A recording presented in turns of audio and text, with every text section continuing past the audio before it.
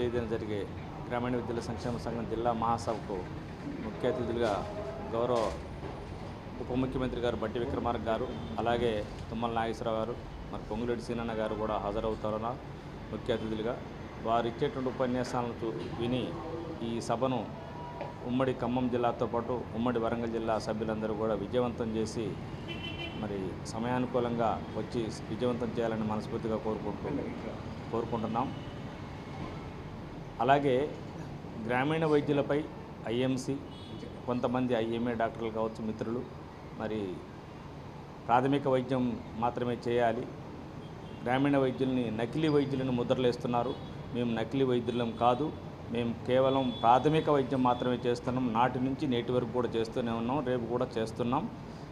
చట్టబద్ధత గ్రామీణ వైద్యులకు వైద్యం చేసేటువంటి గ్రామీణ వైద్యులకు చట్టబద్ధత కల్పించి మా పైన ఈ ఐఎంసీ కానీ ఐఎంఏ దాడులు కానీ లేదా పోలీస్ శాఖ కానీ ఇంకా ఎనీ ప్రాబ్లం లేకుండా ప్రభుత్వం చట్టబద్ధత కల్పించాలని మమ్మల్ని ఆ రకంగా జీవో ఇష్యూ చేసి గౌరవ ముఖ్యమంత్రి రేవంత్ రెడ్డి గారు, అలాగే ఉప ముఖ్యమంత్రి బట్టి గారు, అలాగే తుమ్మల నాగేశ్వరరావు గారు, పొంగులేటి సీనన్న గారు ప్రయత్నించాలని, ఈ సమావేశంలో ఆ రకంగా ప్రకటించాలని మేము మనస్ఫూర్తిగా కోరుకుంటున్నాం.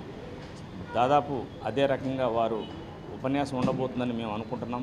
ఖచ్చితంగా ఆ రకంగా అందరూ ప్రయత్నించాలని మనస్ఫూర్తిగా కోరుకుంటూ మీ వెంకటాచారి, గ్రామీణ విద్యుల సంక్షేమ సంఘం, ఉమ్మడి ఖమ్మం జిల్లా.